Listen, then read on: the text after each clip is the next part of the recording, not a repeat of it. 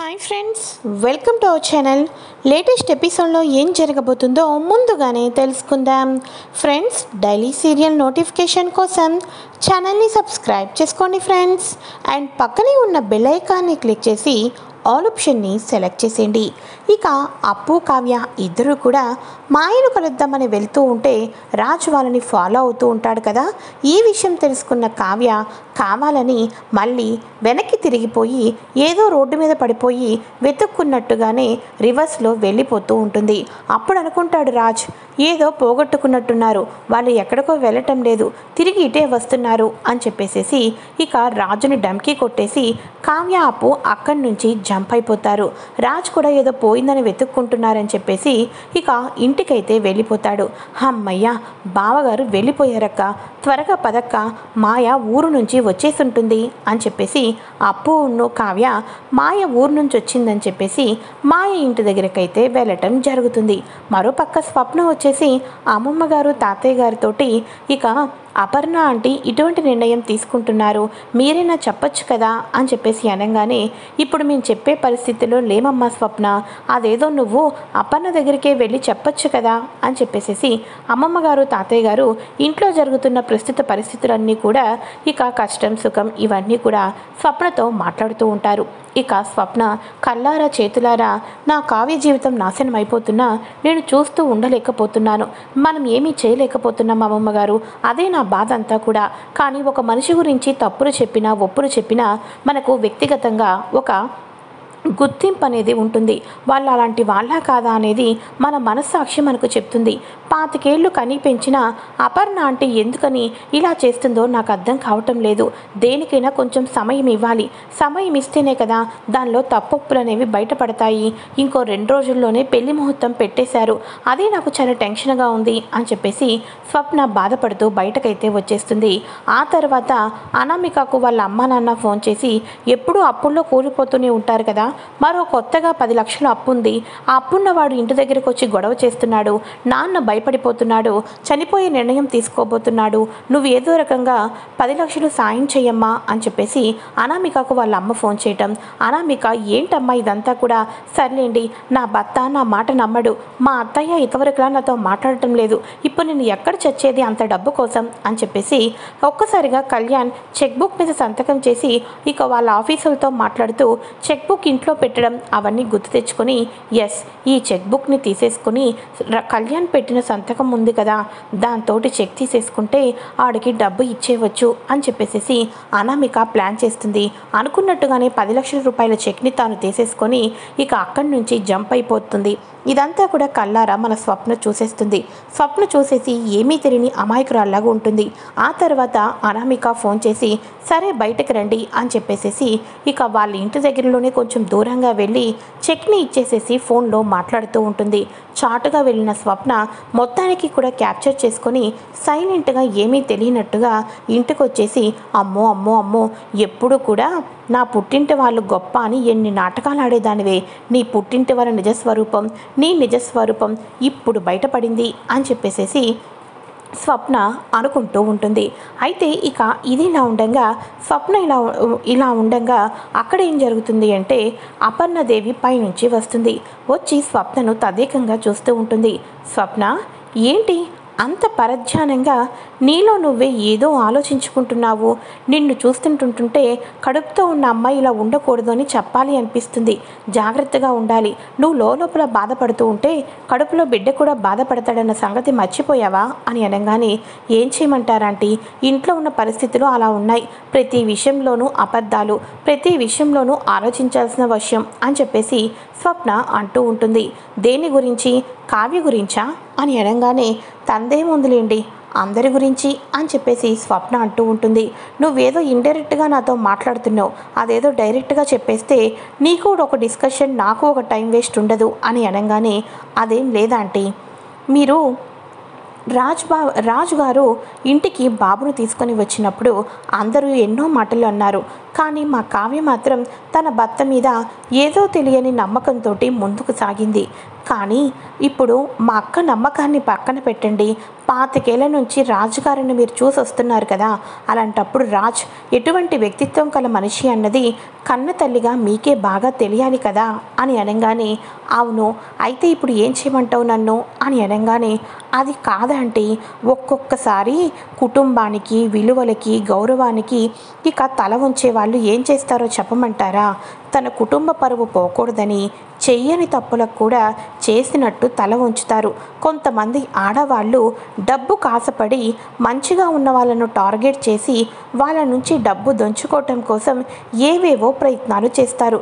ఒక్కొక్కసారి మీకు గుర్తుంటుందా, వినాయక చవితి రోజు మనం చందమామను చూస్తే నీలాప నిందలు పడతాము. మనం తప్పు చేయకపోయినా తప్పు జరిగినట్టుగా మనమే అందరి ముందు కంటికి కనిపిస్తాము అని చెప్పి, అలాగే రాజు విషయంలో కూడా వెనకాతల ఏదో జరిగిందని నాకు అనిపిస్తుంది. నిజానికి అసలు ఇంత విలువలు మీ పెంపకంలోనూ అమ్మమ్మ గారి పెంపకంలోనూ పెరిగిన రాజు ఇంత తప్పు చేస్తాడంటే నేను అస్సలు నమ్మటం లేదు.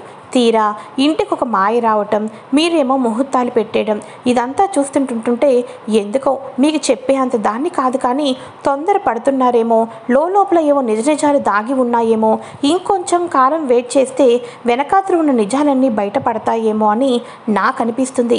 మీరు అడిగారు కాబట్టి చెప్తున్నాను, లేకపోతే అసలు చెప్పేదాన్ని కాదు. ఎందుకంటే మీరు మా కావ్య దగ్గర ఎలా ఉన్నా కూడా నా దగ్గర మాత్రం నన్ను పూర్తిగా అర్థం చేసుకున్నారు. అమ్మమ్మ తాతయ్య గారు ఆస్తి రాసిచ్చినప్పుడు కూడా నోరు తెరిచి ఒక్క మాట కూడా మాట్లాడలేదు అని చెప్పేసేసి మీ మంచితనం ఏంటో నేను అర్థం చేసుకున్నాను. కానీ రాజు గురించి కూడా ఎందుకో వెనకాతలు ఏదో జరుగుతుందేమో, దేనికో భయపడిపోయి నీకు ఆ నిందలను, బాధలను, కష్టాలను తన భుజాన మీద వేసుకున్నారేమో అనిపిస్తుంది అని చెప్పేసి ఇక స్వప్న చెప్పేసి వెళ్ళిపోతుంది. అప్పుడు అపర్ణాదేవి ఆలోచనలో పడుతుంది. స్వప్న వయసులో చిన్నదాయైనా ఇంత తెలివిగా ఆలోచించిందే. స్వప్న చెప్పినప్పుడు నా కన్న తల్లి హృదయం ఇంకా ఇంకా విలువలాడుతుంది. అంటే నా కొడుకు నిజానికి తప్పు చేయలేదా? తప్పు చేశాడని నింద పడాల్సి వస్తుందా? అసలు ఏం జరిగినట్టు? వీడు తప్పు చేశాడు కాబట్టే కదా ఒక బాబు ఇంటికి వచ్చాడు. స్వప్న మాట్లాడిన తర్వాత నాకు కూడా ఎందుకో వెనకాతలు ఏదైనా జరిగిందా అని అనిపిస్తుంది. ఇప్పుడు నేను తెలుసుకోవాలంటే ఏం చేయాలి అని చెప్పేసి ఇక మన అపర్ణాదేవి ఆలోచిస్తూ ఉంటుంది. ఎస్, ఇటువంటి సమయంలోనే కదా ఆ బిడ్డకి నా కొడుక్కి DNA టెస్ట్ చేయిస్తే మ్యాచ్ అయితే రాజే కన్న తండ్రి అవుతాడు. అప్పుడు 2 రోజుల్లోనే ఇంటికి వచ్చిన మాయకిచ్చి పెళ్లి చేసేస్తాను. లేదా ఇక స్వప్న చెప్పినట్టుగా నా కొడుకు జీవితంలో వెనకాతల ఏదో జరిగినట్టు అదేదో నేను తెలుసుకోవచ్చు అని చాలా తెలివితేటలతో అపర్ణ బాబుకి మన రాజ్కి DNA టెస్ట్ చేయించాలని ఇద్దరి దగ్గర నుంచి హెయిర్ని సేకరించి చాలా తెలివితేటలతో మరెవరికి అనుమానం రాకోకుండా DNA శాంపిల్స్ ఇచ్చేసేసి ఇక ఇంటికి మరికొన్ని గంటల్లో మీకు పంపిస్తాం మేడం అని అనగానే, సరే అయితే మీ రిపోర్ట్ కోసం వెయిట్ చేస్తూ ఉంటాను అని అపర్ణాదేవి ఇంటికైతే వచ్చేస్తుంది. మరోపక్క అప్పు కావ్య ఇద్దరూ కూడా మాయ ఇంటికి వెళ్తారు కదా. ఇక డోర్ కొట్టి మా ఫ్రెండ్ మాయ వచ్చిందా అని అనగానే అప్పుడే పెట్టేబేడ సర్దుకొని తిరిగి ఇంటికి వస్తూ ఉంటుంది మాయ. ఒక్కసారిగా మాయని చూడంగానే అదిగోండి వస్తుంది తానే మాయ అని చెప్పేసి చూపించంగానే కావ్య అప్పు తన దగ్గరికి వెళ్తూ ఉంటారు.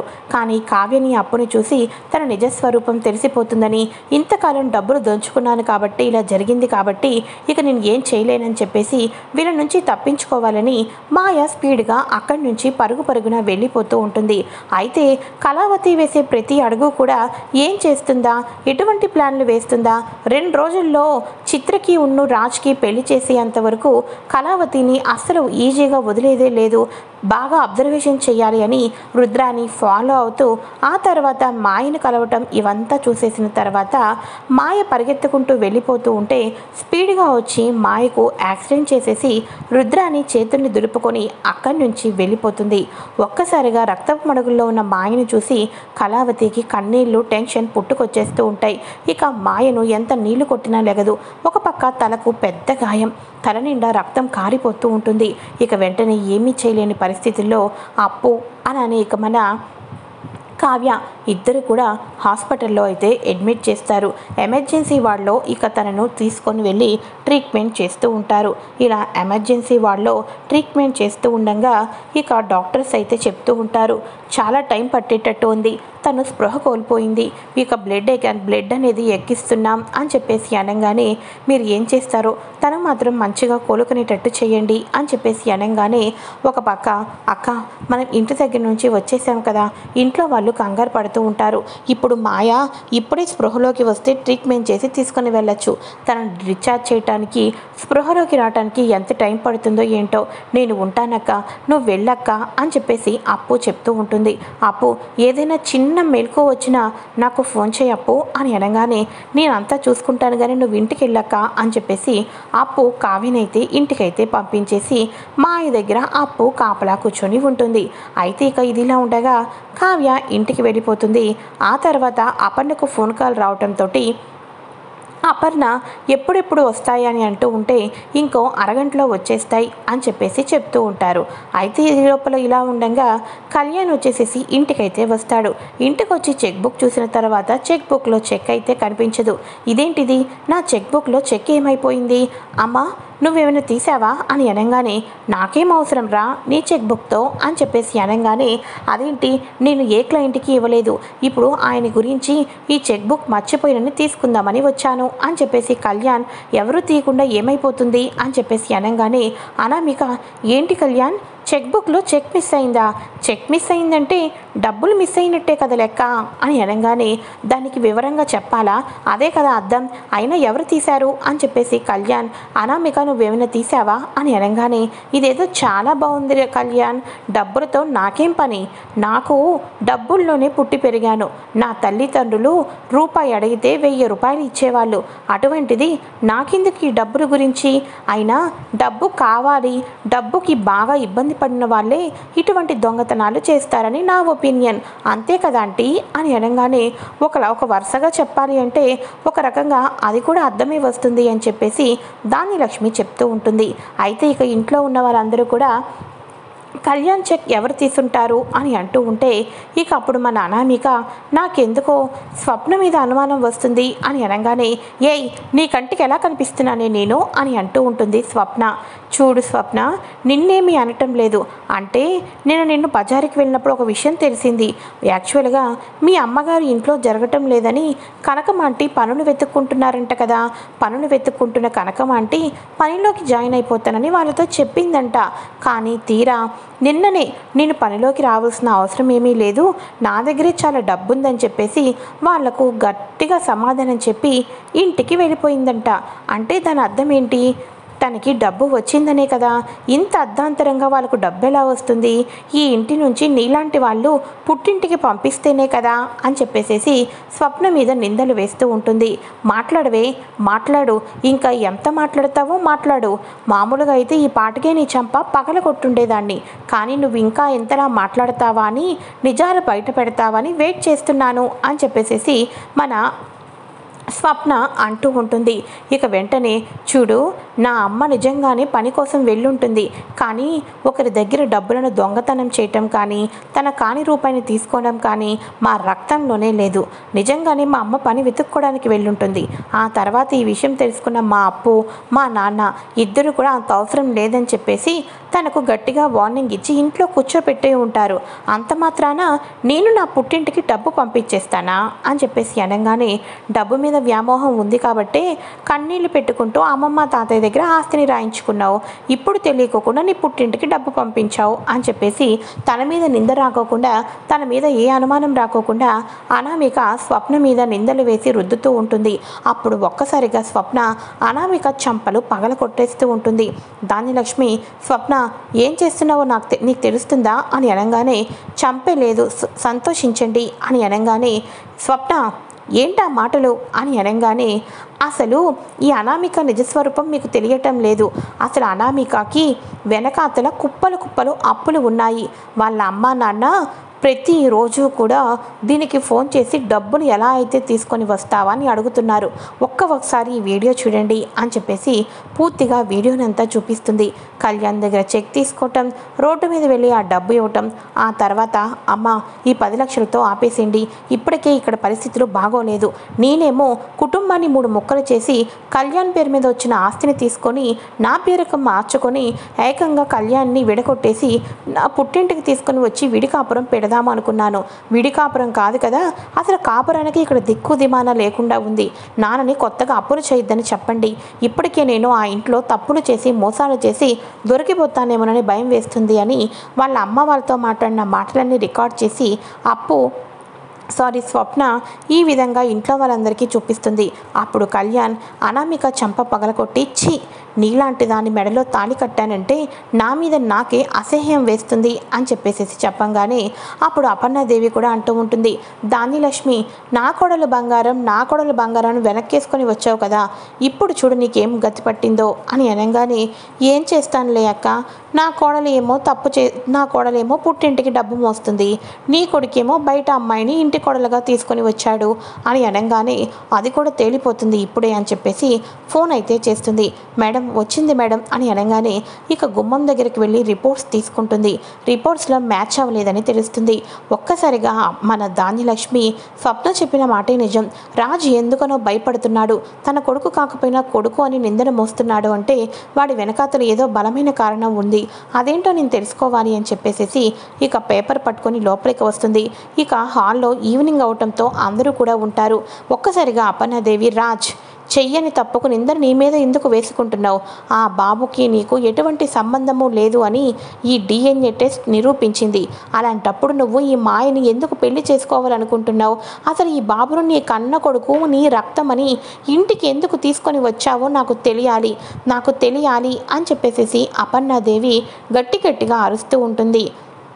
భలే తెలుసుకున్నావక్క, పాపం రాజ్ చాలా మంచోడు వదిన, నువ్వే రాజుని తప్పుగా అపార్థం చేసుకున్నావు. రాజు ఎప్పుడు కుటుంబం గురించి ఆలోచిస్తాడు, వాడు పేరు తగ్గట్టుగా రాజుగానే బతుకుతాడు.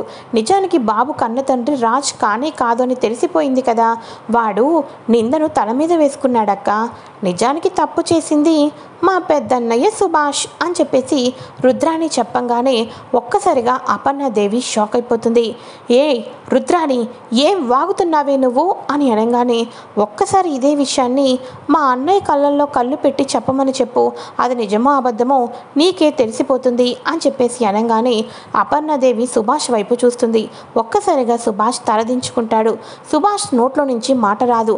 సుభాష్ ఫేస్లో ఉన్న ఎక్స్ప్రెషన్స్ అన్నీ చూసి అపర్ణాదేవికి అర్థమైపోతుంది.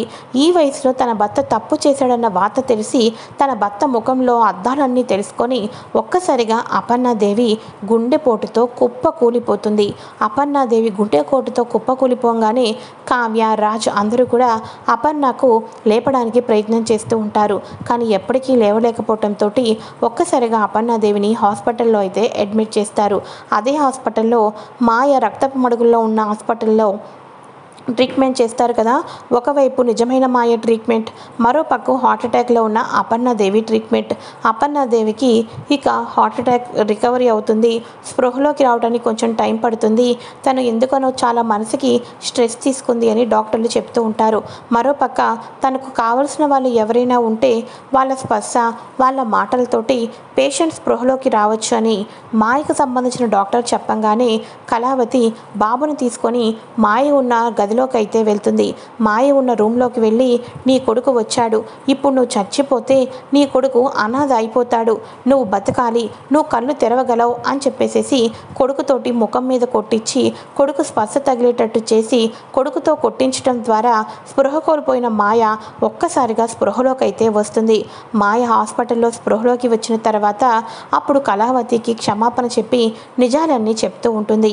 అదే ఆ రూమ్లో పక్కన ఉన్న అపర్ణాదేవి ఇప్పుడు చావు బతుకుల మధ్య హాస్పిటల్ ఉందని, నువ్వు చేసిన ఒక తప్పుతో కుటుంబంలో ఎంతోమంది కలతలు చెందారని ఇవన్నీ చెప్పంగానే డబ్బు దొబ్బుకోవటం కోసం ఇలా చేశానని తన భర్త కూడా ఎక్కడో ఉన్నవాడు కూడా పరుగున వచ్చి నాకు నా భార్యకు ఫారెన్ వెళ్ళిపోయి సెటిల్ అవ్వటం చాలా ఇష్టం, కానీ కోట్లు కావాలి కదా, కోట్లు ఎలా వస్తాయా అని అనుకుంటే ఈ రకంగా తప్పు చేయని వాళ్ళకు కూడా తప్పు చేశామని కుటుంబం గురించి ప్రాణాన్నైనా ఇచ్చే వాళ్ళను క్యాచ్ చేసుకుంటే డబ్బు సంపాదించవచ్చని ఈ రకంగా ప్లాన్ చేశామని చెప్పేసి నిజాలన్నీ కూడా ఆ పక్కనే ఉన్న హాస్పిటల్ రూమ్లో ఉన్న అపర్ణాదేవి దగ్గరికి వెళ్ళి ప్రతి నిజాన్ని ఒప్పుకుంటారు. ప్రతి నిజాన్ని ఒప్పుకొని సుభాష్ని తీసుకొని సుభాష్ చేతిని అపర్ణ చేతిలో పెట్టి అసలు ఆయన ఏ తప్పు చేయలేదు, తప్పు చేసింది నేను కాబట్టే దేవుడు ఈరోజు నాకు శిక్ష వేశాడు, ఈరోజు నేను ఇంత చావు బతుకుల మధ్యలో ఉన్నాను కాబట్టి దేవుడు నాకు నిజం చెప్పేటట్టు చేశాడు. కళావతి తన కుటుంబానికి అన్యాయం చేసినప్పటికీ కూడా నేను బతకటం కోసం ఎంతగానో పరితపించింది అని చెప్పేసేసి నా బాబును నేను తీసుకొని వెళ్తున్నాను, నేను చేసిన తప్పుకి ప్రతి క్షణం గుర్తుండాలని దేవుడు ఒక కాలని ఫ్రాక్చర్ కూడా చేశాడు అని చెప్పేసేసి నిజంగా తప్పులన్నీ ఒప్పుకొని అపర్ణాదేవిని సుభాష్ని కలుపుతుంది. ఇక తను తన భర్తతోటి బాబును తీసుకొని వెళ్ళిపోతుంది. ఆ తర్వాత ఇంట్లోకి అందరూ కూడా అపర్ణని తీసుకొని ఇంటికైతే వస్తారు. అందరూ సైలెంట్గా కూర్చున్న సమయంలో అపర్ణాదేవి ఒక్కసారిగా కళావతి దగ్గరకు వచ్చి ఇవి కాళ్ళు కాదమ్మా, ఇవి చేతులు కాదు కాళ్ళు అనుకో అని అంటూ ఉంటే ఏం మాట్లాడుతున్నారు అత్తయ్య గారు అని అంటూ ఉంటుంది. అయితే ఇక వెంటనే నేను చాలా పెద్ద తప్పు చేశాను, జీవితాంతం పశ్చాత్తాపడినా నువ్వు నన్ను క్షమించవని నాకు అర్థమైపోయింది అని చెప్పేసేసి తప్పు చేశాను అని చెప్పేసి కళావతి గొప్పతనం తెలుసుకోలేకపోయానని పశ్చాత్తాపడుతూ ఉంటుంది. అత్తయ్య గారు మీకు అసలే హెల్త్ బాగోలేదు, ఇప్పుడు మీరు ఇలా బాధపడడం కరెక్ట్ కాదు అత్తయ్య గారు అని చెప్పేసి అనగానే ఒరే రాజ్, ఇంతకాలం నువ్వు నీ భార్యగా ఒప్పుకున్నా ఒప్పుకోకపోయినా ఇప్పటికే కాదు 7 జన్మలకి కూడా కళావతిని నా కోడలు అని రాజుని కళావతిని ఒకటి చేస్తుంది. నిజమైన చిత్రను ఇక అక్కడి నుంచి పంపించేస్తారు కదా. ఈ రకంగా అయితే ఎపిసోడ్ ముగియబోతుంది. మరి నెక్స్ట్ ఏం జరగబోతుందో తెలుసుకోవాలి అనుకుంటే తప్పకుండా ఛానల్ని సబ్స్క్రైబ్ చేసుకొని పక్కనే ఉన్న బెల్ ఐకాన్ని క్లిక్ చేసి ఆల్ ఆప్షన్ని సెలెక్ట్ చేసేయండి. Thanks for watching friends. Bye.